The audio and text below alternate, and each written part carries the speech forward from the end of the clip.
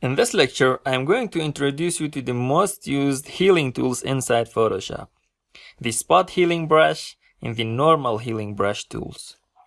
As you can see, we have an image of a boy that you are going to make some changes to it. So, I will select the spot healing brush tool by clicking on its icon, or I can select it by pressing the J key.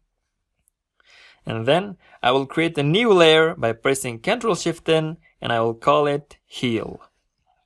Then with the Heal layer selected, I will click on the black dots on the boy's skin to remove them. Notice how Photoshop automatically removes those black dots. Now, the way the spot healing brush works is that it uses the surrounding pixels as a source and then applies the healing.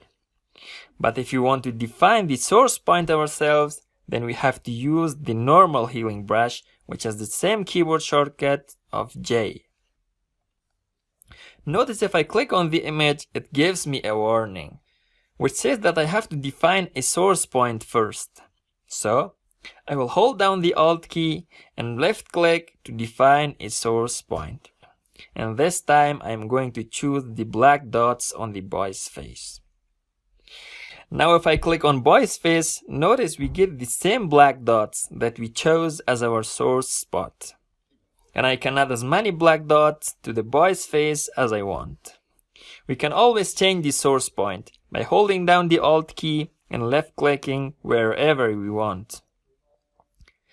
This time I will choose this spot, and I will continue to remove those black dots that I created before.